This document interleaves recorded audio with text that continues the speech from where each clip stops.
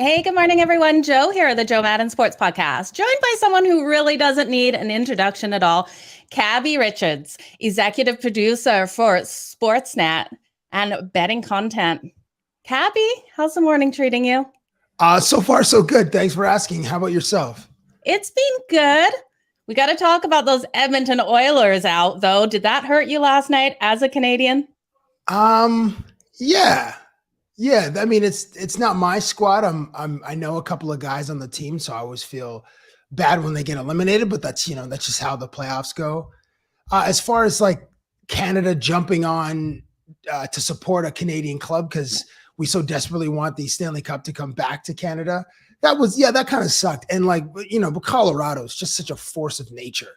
I mean, they're the Avalanche and Absolutely. steamrolling teams. They swept the Predators and they swept the Oilers.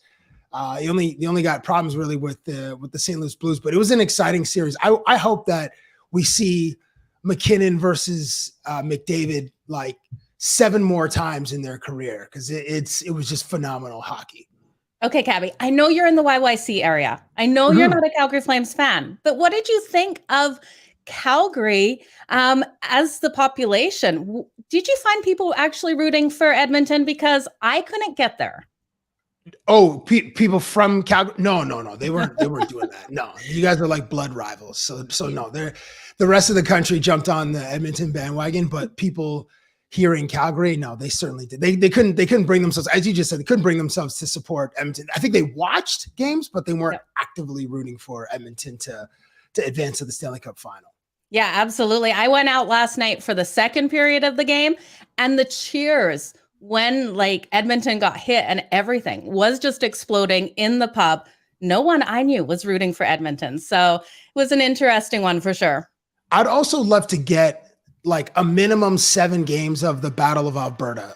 It was one of the more exciting. I'm trying to remember this is totally recency bias, but the Pittsburgh and New York series was pretty interesting because Louis Domingue comes in and and Shesterkin wasn't himself, and then obviously we get the Sid, Gino, and Letang. Is this their swan song? Most likely it is because of contracts and stuff. That was pretty compelling.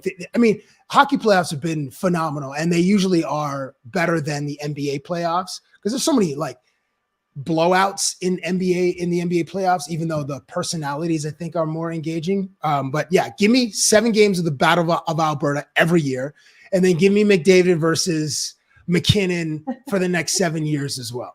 Absolutely. I agree with you. Well, we're going to jump back to hockey, but I want to start the show with talking about your journey into this industry. You definitely are one of Canada's most influential broadcasters in the sports industry. How did you get started, Cabbie? Thanks. Well, I'll keep it brief. I was a student at Ryerson, and I interned at a company called The Score, which was Headline Sports at the time. And then that was in 98. And then in 2001, I pitched this idea to be a man on the street, to go do a streeter series. And I was just harassing regular people on the street, busy intersections, asking really dumb sports questions. And after getting several reps and several rejections, I sort of honed my voice and my very sophomoric comedic sensibilities, and I was able to transition from interviewing people on the street in Cabbie on the Street to then getting to athletes. And that's when things changed for me in 2002. And then from 2002 to 2005, I worked at Sportsnet, and I was working on two magazine shows, one called NBA Excel, the other one called J Zone. And I was a producer as well as a host. So I was editing the features and collecting footage and just writing a whole lot more. And that was a very formative experience for me. And then I went back to The Score from 2005 to 2010. Now this is the time period where most people who remember my material, this is the time period they reference. So these are the Kobe interviews, the Derek Jeter interviews, Vernon Wells, the Chris Bosh interviews. This is maybe the funniest bit I ever did, referring to Sid earlier, was I did a bit on hockey players. I just asked them, how do you tape your knob? And I just left it there. And they're like, oh, I tape it. And then I followed up with well, how big is your knob? with the obvious innuendo. I don't think I could get away with it now in 2022, but in 2009, I could get away with it because there's, socially we had different sensibilities. Absolutely. So yeah, and then in 2011, I went to TSN, and then I changed my style a little bit. I tried to write a few more sketches, which many of them failed. I think the best I did two that I'm proud of. I wrote a prank for Tyler Sagan and Jamie Benn, where they called their moms and they surprised their moms, telling them they're going to propose to their fictional girlfriends, and then could they have grandma's ring, nanny's ring to use to propose to their fictional girlfriends. And both mothers were mortified. You could just hear their hearts breaking over the phone. And then I did a bit with Stamkos, who's still in the playoffs, where two. One where he was like getting ready for a commercial. So I was like his acting coach, and he was just redoing these famous one-liners like in a mirror. And another one where he was just blindfolded at this busy intersection in Toronto, just shooting pucks on random people. And then he actually got me in the Family Jewels, blindfolded. I was playing goalie, and then he's such an elite sniper that he, from, I don't know, maybe it was 40 feet away, just sniped me right. Yeah, it was painful, but and then now, I said, I'll keep this quick. I'm not keeping this quick at all. Then I went to Vegas to work for Bleacher Report, and that's where I learned about betting culture and creating content in the betting space. And Bleacher Report is best in class, and it was like a masterclass education for me because I was in Las Vegas, and our studio and our office was in the Caesars Palace Hotel. Wow. So every day I was in a casino and just walking by the same, being in the same sports book, but like walking my same path through the hotel. I lived at the hotel for a couple of months when I first got there before I got an apartment. And now I'm back. Now I'm at Sportsnet running the betting content division, and it's been a wonderful challenge. Yeah, absolutely. It would be fantastic being at Sportsnet there. I want to ask you, so you talked about these athletes, your interviews, they're all so much fun. I love the one with Aaron Rodgers on the Bleep one. It's so funny. Which interview sticks out in your mind as the most memorable?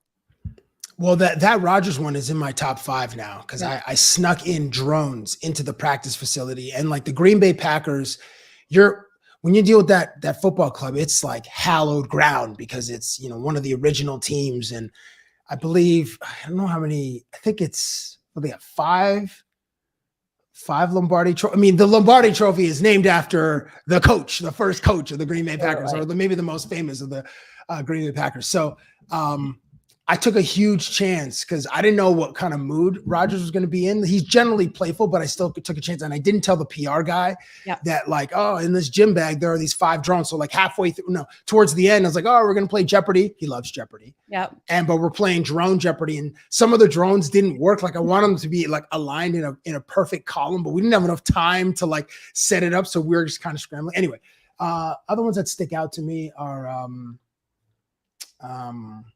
I mean, the first time I interviewed Kobe, and I went to LA, and then he gave me an address to like meet up with him later at like 1 a.m. And it was the address was in Compton, and he just made it up, I think. And I ended up being at church. Like, and I went the next day. I went in the morning. I'm like, I'm not going to Compton at 1 a.m. That Kobe was pretty phenomenal. Eating out of the Stanley Cup, Mike Richards, I call him my little bro. He gave me that privilege twice. I ate Captain Crunch in 2012, and then I ate Lucky Charms at his house in 2014. So those ones, I've been very fortunate that. Yeah, absolutely. I've had some fun times. Now I know you've interviewed Austin Eckler.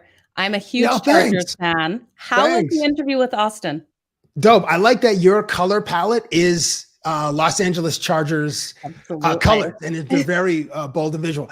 Austin was cool. Like, I love that he engages with his community on Twitter and in Instagram. He's giving away signed jerseys. He's got himself on his own fantasy team, which I love. Like, who admits that, And I'm sure fantasy sports. If you were Austin Eckler, wouldn't you? I'd put myself on the same team. Yeah. I think he was either top 2 or top 3 in touchdowns this year, like for running backs. I think Jonathan Taylor was number 1. Austin Eckler was like right there. And like, yeah, he has just so much confidence in himself. And obviously he was producing. So it was a smart move to have him on his own fantasy team and whoever, like the other millions of people who had him on his fantasy. So he was dope. He was real chill. It was the first time I met him. And I said, hey man, this is going to be a little bit weird. And it was a little bit weird, but he embraced my weird. I like it. Now, what's your favorite part of the sports betting industry then? Oh, it's celebrating wins, like celebrating other people's wins, because if we're looking at it as like a narrative, it's us against the sports books, and we're all the underdogs.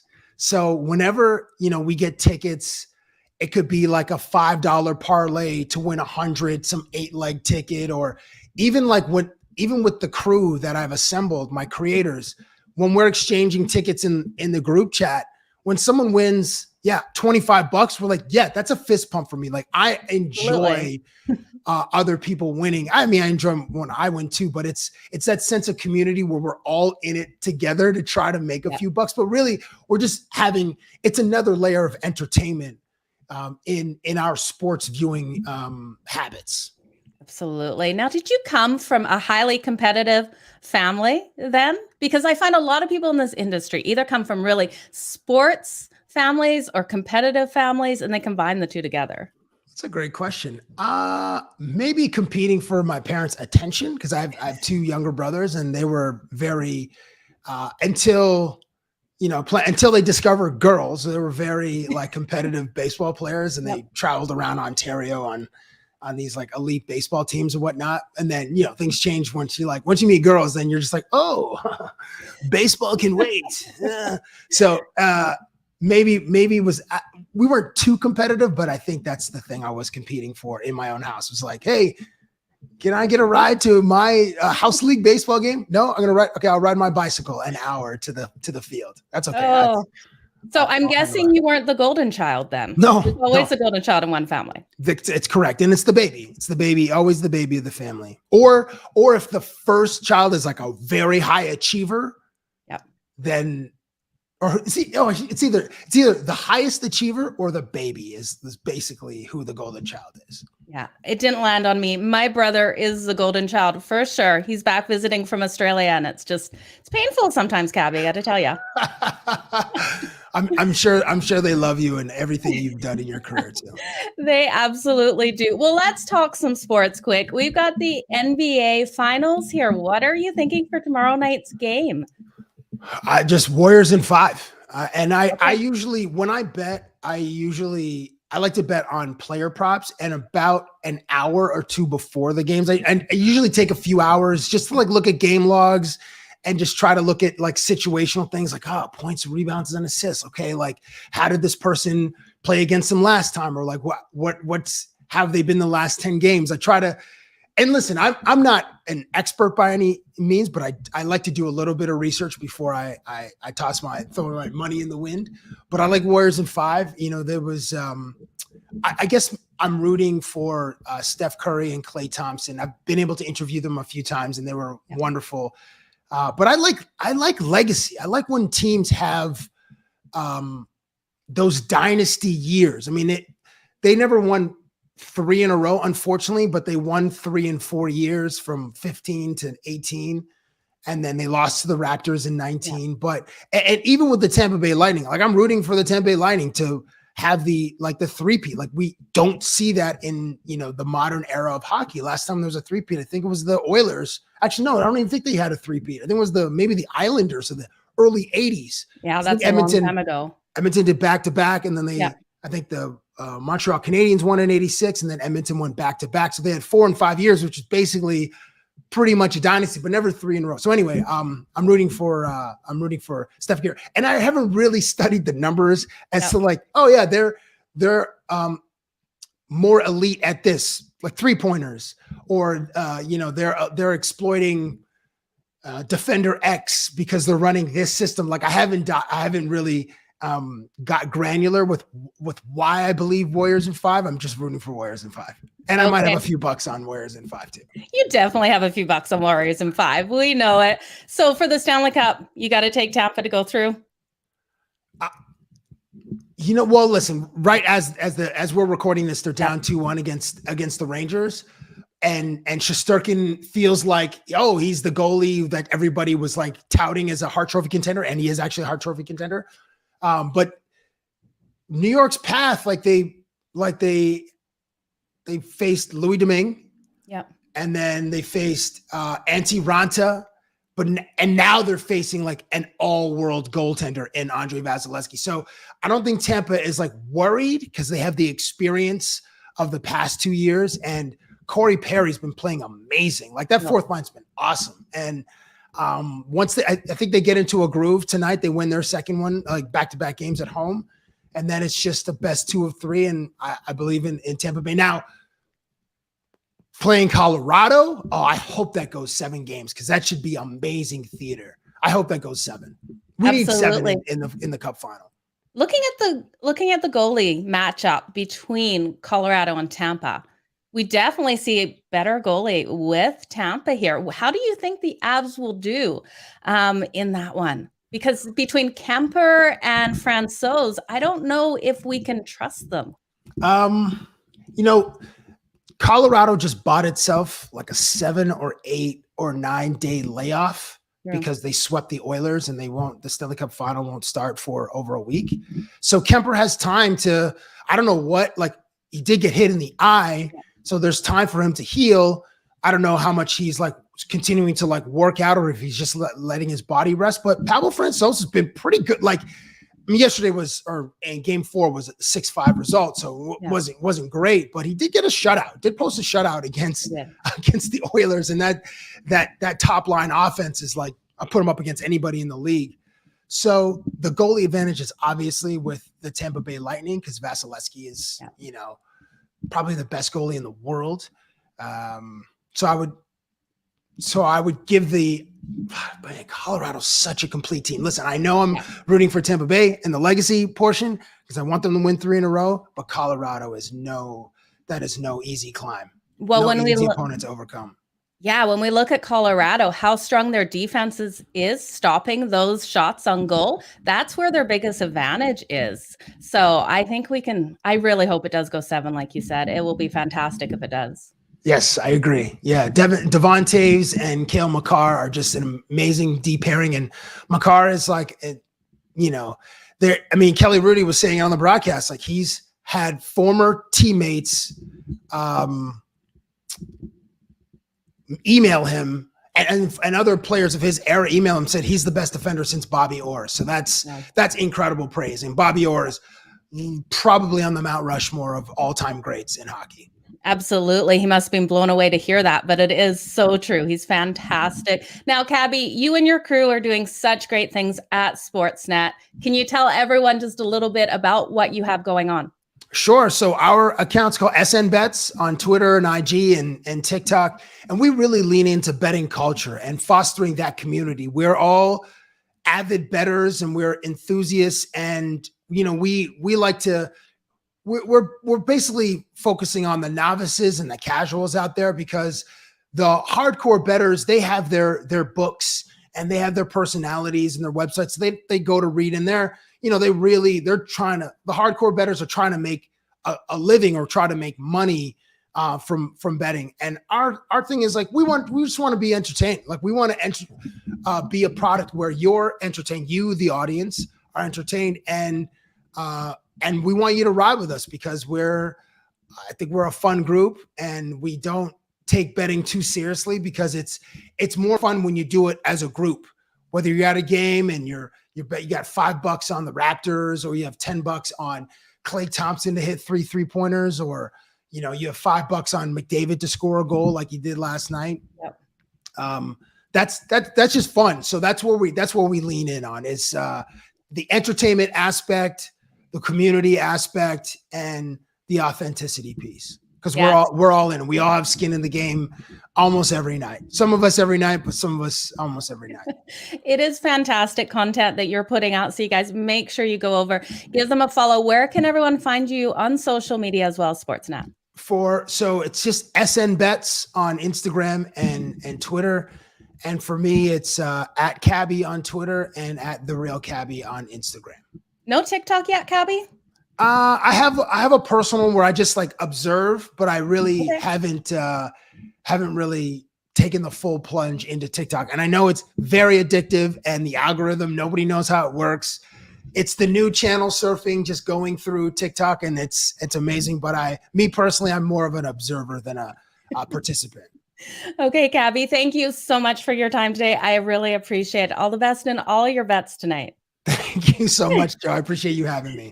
Thank you, Cabbie. You guys, I will be back in the next couple minutes here with another Joe Madden Sports podcast. Cabbie, have a great day. You too. Thank you.